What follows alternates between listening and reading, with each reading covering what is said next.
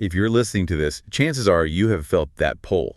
That deep, just enduring obsession with the fantasy genre. Oh, absolutely. For centuries, and really across every medium, fantasy has offered something more than just simple entertainment. It's this canvas for universal themes, right? Good versus evil, humility, arrogance, fate versus free will. And it's all carried by these sublime, just incredible characters who face these impossible odds. Exactly. For so many of us, the fantasy genre holds this, this unique, almost foundational place in our cultural landscape. It absolutely does. I mean, the genre offers something aspirational, and it's so deeply rooted in the human experience, and that's why it commands such a massive, dedicated, and, often a highly protective audience. Right. Protective is the word. But here's the core conflict we have to address today, and it's based on all the material that you've shared with us. It's the high bar for entry. The source material frames fantasy as a fine art. A fine art. Yeah, and that means it requires genuinely talented people. We're talking writers, directors, actors, costume designers, everyone executing it with real sincerity and vision. Which means, on the flip side, it is incredibly easy to fail. And not just fail, but fail spectacularly. That's it. When that fine art is handled poorly, the result isn't just, mediocre. It's often described in these critiques as incredibly awful fantasy. Stories, both written and live action, that just actively frustrate and alienate that dedicated fan base we were talking about. I know we've all seen it. We have. We've seen classic, cherished intellectual properties or IPs fall flat again and again in recent years. And the critical question is why? Why has this failure become so systemic? And that right there, that's our mission for this deep dive. We're going to take a deep, critical look into the arguments that are provided in your source material, all about this perceived decline, this failure, this creative stagnation of modern fantasy media. And this isn't just about, reviewing box office numbers or viewer stats. No, not at all. We are going to pull apart the fundamental narrative choices, the creative mindsets, and the philosophical shifts that this critique claim are fundamentally undermining the entire genre. If you feel like the magic is gone, well, we're going to trace exactly where, according to this analysis, it disappeared and what took its place. Okay, let's unpack this. We have to start with what the sources identify as primary, maybe the most insidious cause of this systemic failure, and that's the process of self-inserting. What's really fascinating here is how carefully the source material defines this concept. It's not a superficial critique. It's not what you might think. It's not just, say, a character looking a bit like the director. Exactly not. They're quick to point that out. That happens all the time. It's normal. The critique argues that self-inserting refers to a story where the directors, the producers, or the creators, their personal thoughts, their ideas, their ideology, their politics, basically. Yes, have been inserted, often retroactively, to create a narrative that's driven solely by their contemporary mess, rather than, the established messages of the fictional world or what the author intended. So the story stops being about the external world, the plot mechanics, all those universal moral dilemmas that the characters are facing. And it becomes this highly specific personal statement. A statement about the creator's immediate worldview. Precise. The source material frames this as the most narcissistic form of storytelling and, critically, the most stagnant. When the goals of fantasy, which should be to deliver awe and wonder and a sense of shared human struggle, when those goals are replaced by a drive for education and instruction, the whole experience just shifts dramatically. Right. Entertainment gets sacrificed for ideology. An ideology drawn straight from the director's mind and then imposed on this existing fiction. So the audience, they're no longer invited to experience a journey into a new reality. According to the critique, they're being lectured on how to think and feel about current social issues. And they're using beloved characters as mouth. That distinction, entertainment versus ideology,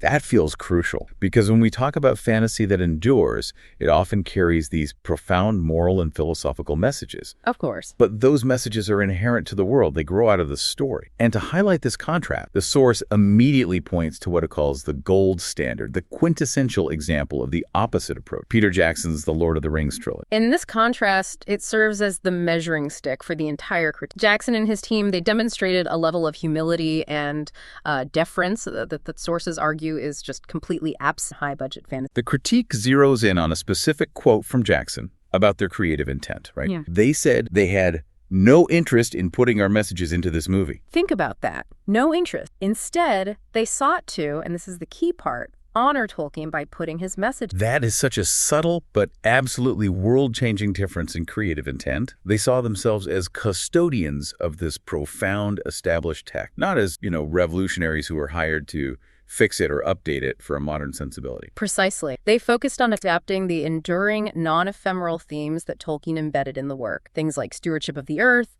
the corrupting nature of power, the triumph of the common man, and of course, the important humility. And the results speak for themselves. They absolutely do. The source material notes that this attitude, this commitment to honoring the source and prioritizing pure, selfless entertainment for the audience is exactly why those films amassed 17 Academy. And they're still, what, a quarter of a century later, lauded as some of the greatest films ever made? And the sources argue that success is directly linked to that humility, to putting the author's universal message first, rather than the director's personal and often temporary agenda. So let's pivot and talk about the modern approach critique, which is essentially the inversion of that Peter Jackson mindset.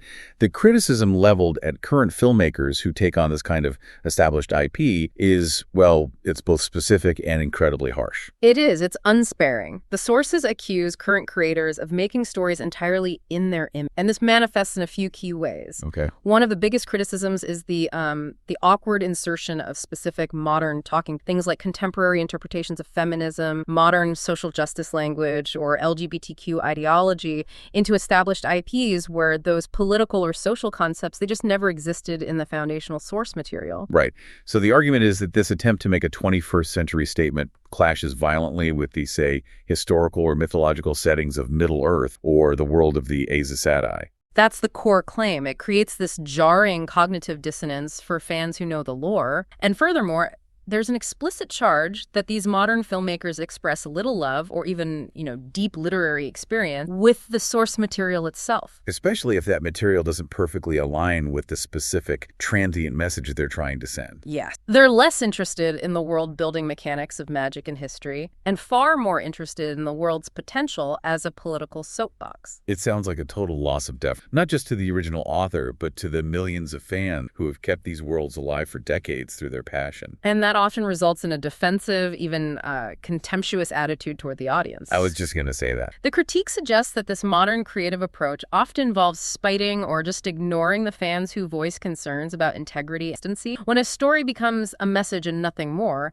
the audience's role changes from being an engaged participant to just a passive. And if you resist, you're not resisting poor storytelling. No. Any resistance is viewed as resistance to the message itself. And this brings us directly to the documented consequences of using these beloved IPs as a vehicle for activism rather than a source of wonder. The source material points specifically to the failures at Amazon Studio, connecting leaders like Jennifer Sulky to the narrative disasters that were Rings of Power and Wheel of Time. And the critique maintains that the core issue is a complete philosophical misalignment. These creative executives, according to the sources, they express an utter lack of interest in the history, the mythology, or the literary weight of the worlds they're adapting. The goal isn't internal to the story. No, the goal is external. It's about using the built-in audience of the IP to platform a message, rather than using the IP to tell a great story. And the market consequences, as the sources cite them, are very tangible. We're talking canceled shows, rapidly declining viewing numbers. And the very public departure of high-profile actors who may have disagreed with the creative direction. Yeah, that's a big one. Absolutely. The sources conclude that fantasy adaptations have become, and this is a quote, a joke to the audience now, a meme and something to be mocked, rather than something held in awe. The argument is that these creators have become so obsessed with telling their story and expressing their message that they've completely forgotten a fundamental truth. Which is? Fans were never attached to the creator. They were attached to the original author's world and character. Here's where the critique takes a really serious turn, though. It frames this entire trend, not just as bad business, but as cultural destruction. The sources call this the arrogance trap. That is highly provocative language, and we have to be clear, we're attributing its extremity directly to the critique we are analyzing. Of course. But they justify this term by analyzing the mindset. The arrogance trap, according to the sources, is this professional mindset that looks at an established property, beloved by millions, considered a cornerstone of pop culture, something that has endured for decades, and think, this needs improving.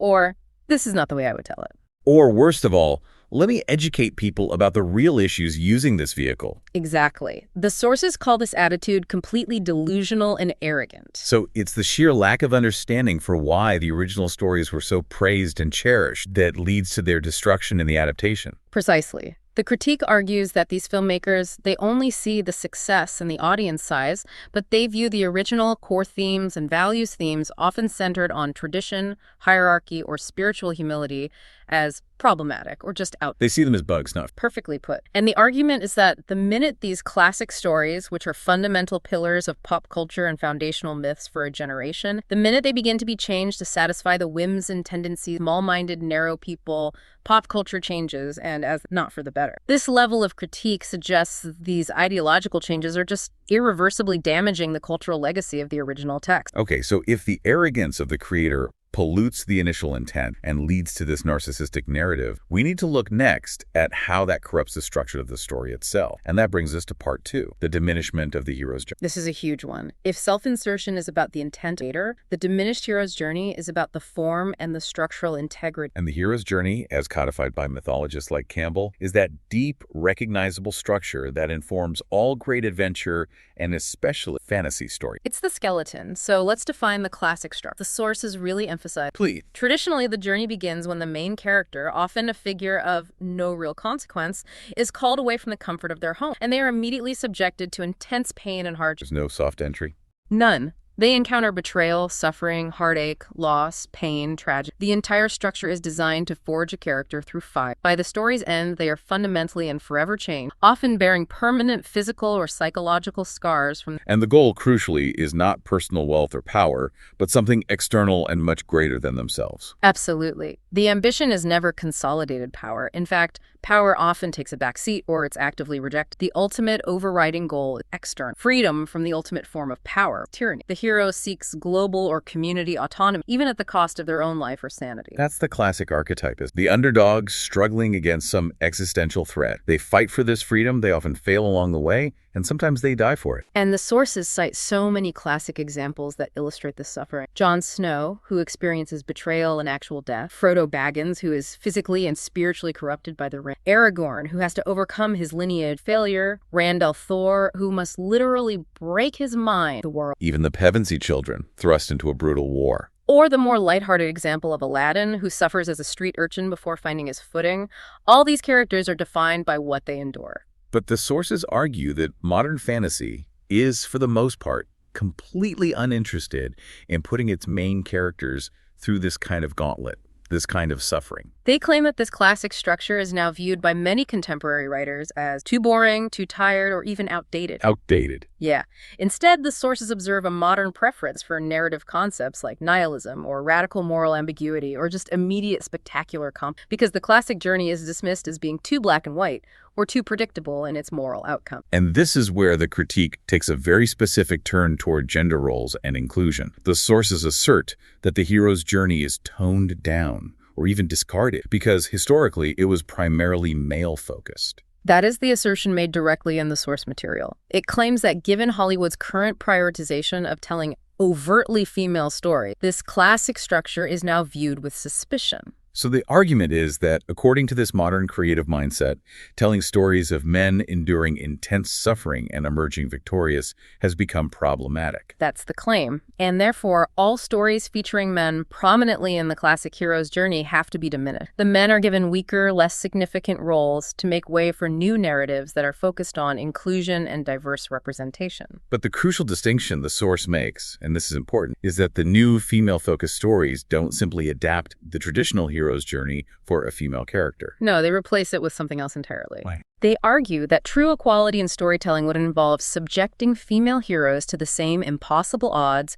the same suffering, the same art training. That would be a true parody of the journey. Instead, the critique notes that the female characters in these modern fantasy narratives often start their story, well, at the middle or even the end of the traditional arc. They're already excellent. They are. They possess all the necessary tools right from the start, whether it's superior knowledge, inherent magical power, or unmatched martial skill. So the journey is somewhat backwards, as the source puts it. It's not about training hard or honing skills through failure or enduring hardship to become the hero. They just start as the hero. Exactly. The focus shifts entirely to self-actualization. The narrative becomes about the character realizing how wonderful and skilled they inherently are, and then waiting for everyone else, particularly the surrounding male characters, to finally recognize this inherent greatness. And the most defining detail of this critique is that the new character is always being right, even when every established authority figure or character around her believes her to be wrong. Yes. That structural choice just eliminates dramatic tension. If the character is already fully formed and morally superior, where is the growth? Where is the suffering that connects them to the audience? It makes the entire external struggle feel trivial. It completely vanishes because the suffering is largely political or interpersonal. The struggle is less against Sauron and more against the short-sightedness of her. That's a great way to put it. And to ground this structural failure in a concrete example,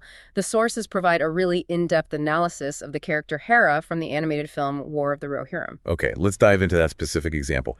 It seems to perfectly encapsulate this new definition of the journey and its consequences on the narrative integrity of the source material. So, Hera is presented in the original J.R.R. Tolkien appendix material as a previously unnamed and virtually unknown character.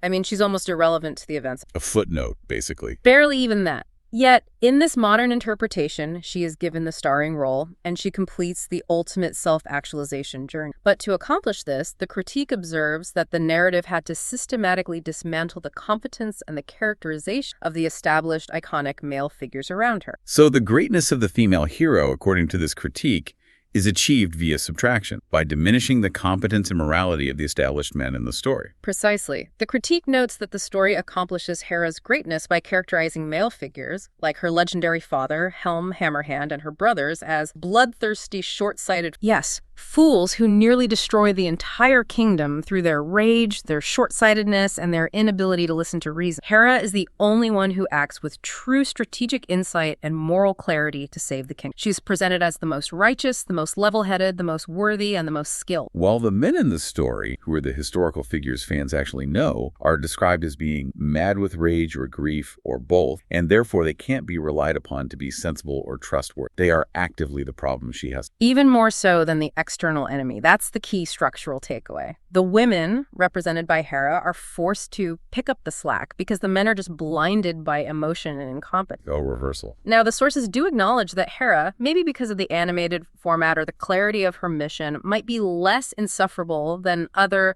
high-profile modern female protagonists cited in the critique, Galadriel in Rings of Power or the Aes Sedai in Wheel of Time. But she's still the prime example. Yes, she is still considered the quintessential definition of everything that is wrong with the hero's journey. Because the core motivation has changed entirely. The classic idea of enduring hardship to earn the right to do the right thing is replaced by a strange sort of power fantasy. It stops being about moral striving, and it becomes this long, elaborate demonstration of being inherently enlightened and actualized. Which is where you get those elaborate action sequences. Yes, the sword-fighting montages, frequently against opponents much bigger or numerically superior, where the hero is the only one who possesses the required skill, competence, or foresight to win. The hero is not an aspirational figure who struggles and occasionally fails, which makes them relatable. No, they're perfect from the start. Instead, the modern character, according to the sources, is a purely flawless manifestation of what the writers wish they could be or think they are, and this removes them entirely from the realm of the possible or the relatable. So, the hero's journey isn't just diminished. The character is removed from the audience's grasp. They are pure, self-inserting wish fulfillment, not inspiration forged through fire. This profound shift in the hero's structure must surely impact the moral foundations of the entire fantasy world. Which brings us to part 3, morality replaced by power. It's the logical next step. If the traditional structure of suffering is disappearing, the sources argue, so too are the morals that have always driven those. Morals in modern fantasy have become, well, small and secondary. A footnote, rather than the driving foundational force behind everything a hero says and does. Traditionally, morality was inseparable from fantasy because the journey always coincided with immense suffering and strife. And that suffering forced the character and, by extension, the viewer, to confront these huge existential questions about mortality, war, loss, and the responsible use of power. Exactly. A character's choices under pressure, their selflessness, their willingness to forgive, their adherence to a higher code, even when it caused them pain, that informed their morality. And that is what made them lovable and admirable. But Now, according to the sources, the characters in these modern fantasy shows are often written as having no morality whatsoever. There's no clear, painful distinction between good and evil. It is all the same. A murky pool of gray where expediency is the only. So if traditional morality, compassion, humility, self-sacrifice, isn't the measure of a character's goodness anymore, what takes its place? What's the new metric? The sources are absolutely unequivocal on this point. The highest, most consistent form of morality in all these shows and movies is the amount of power one has. Power. Yeah. The source material claims that the sheer volume of power a character wields infers their moral standing. It makes that powerful person the objective moral good in the story simply because they're positioned to win. Yeah. The powerful person's will becomes the definition of what is right. That is deeply troubling logic. And the source makes a chilling specific connection here that demands attention. It really does. It explicitly notes that this very concept, the idea that the highest form of morality is how much power one has, that is a line used by Lord Voldemort in the Harry Potter series. That analogy is designed to be a shock. It's meant to emphasize how fundamentally twisted this modern narrative structure. The source material presents Voldemort as one of the preeminent literary figures. The ultimate villain for a generation. Right. So if our supposed heroes are now operating under the same logical framework that defined a supreme villain, that power defines right, then the moral compass of the entire genre has been fundamentally inverted. So let's delve into the destructive consequences we see when power becomes morality and the hero's actions are simply justified by their capacity to act. What does this actually look like on screen? The critique provides several painful examples. We see heroes who exhibit a startling disregard for the lives they ruin, human or otherwise, in the pursuit of their goal. They're often shown mocking members of lower classes or people perceived as less powerful or less enlightened. There's a contempt there. A deep contempt. They use their immense power to kill and destroy with little remorse or introspection. And the narrative frame is key here, isn't it? It is. Their actions, often reckless revenge schemes, brutal assassinations, or tyrannical decision-making, they're framed by the narrative as righteous or necessary justice, even though the source material emphasizes they are the farthest thing from moral that it is possible to be. So the audience is often forced to cheer for what is essentially sociopathic behavior? Yeah. Just because that behavior is delivered by the character the audience is told is the hero. Yes, exactly. Can you maybe provide a hypothetical example based on the type of behavior described in the critique, just to make this power as morality concept really clear for the listener? Sure, certainly. Imagine a powerful magic user, positioned as the protagonist, who needs information from a low-level servant who has witnessed a crime. Okay. A classic hero, let's say Aragorn, would use persuasion, he'd promise protection, or potentially even threaten the true villain to gain cooperation. He'd show deference to the vulnerable. The modern power is morality hero, as described, would simply use mental coercion or outright torture on the servant to extract, and the narrative would justify it by saying, well, the information saved the city, so the means were just... And the servant's pain is just irrelevant because they're weak. Exact. The character is rewarded for the out, regardless of the cruel process. The ends justifies the mean, but the logic of the narrative suggests that only the powerful are capable of determining what the end goal should be. Precise. And this leads to a fundamental erosion of respect. As the hero's morals vanish, so too does the audience respect for them, because they are no longer aspirational figures. And perhaps more damning, sources claim that the creator's respect for them vanishes too, which leads them to treat the characters themselves as That transition is perfect because it brings us directly into our final point, which connects the narcissistic creator and the morally bankrupt structure. It's the crisis of character reverence, the way the creative teams treat the established complex figures from the source material. And reverence is so essential. The sources stress that when actors and creatives take the time to deeply learn about these source characters, exploring their motivations, analyzing their goals, truly getting inside their heads, respecting them as established literary figures, the odds of excellent story execution just skyrocket. And the source cites the ultimate example of this dedication as Viggo Mortensen's commitment to playing Aragorn in The Lord of the Rings. He famously committed entirely to the spirit and the history of that character. He lived that kind of dedication, method acting, respecting the character's internal logic, understanding why the original author wrote them that way, is described as being all but dead now. The critique suggests that most creatives today, especially those adapting IP, have zero interest in doing that deep, immersive, reverent work. And what do the sources attribute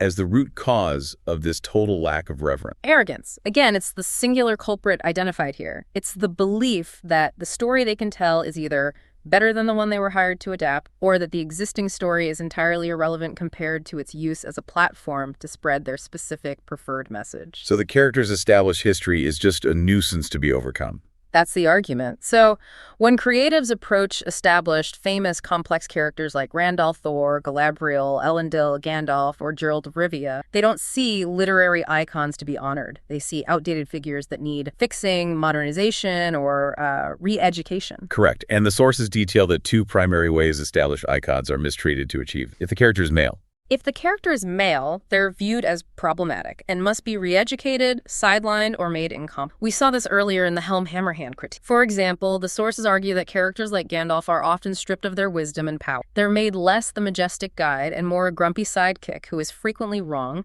and needs to be corrected by the younger, more enlightened character. And what about the established female icons? How are they handled? If the character is female, the critique claims they're viewed as too weak or too focused on traditionally feminine roles, wisdom, compassion, or political. So they must be given a role that was never theirs to play in the original narrative. And the most cited example is Galadriel. Overwhelming. Traditionally an ethereal queen of wisdom and grace, transformed into a hyper-competent warrior obsessed with revenge. Similarly, characters like the Aes Sedai are shown to be constantly fighting among themselves and being politically short-sighted, so that the new, enlightened protagonists can succeed where they fail. The complexity is replaced by a simplified power fantasy. It seems like a no-win scenario for the source material. You either update the character to fit a specific modern message, thereby eroding their core identity, or you just sideline them completely. It signals a complete loss of respect for how these characters were written and why they became icons in the first. Their flaws, their unique power, their moral struggle, it was all balanced. The sources conclude that this massive cultural shift within Hollywood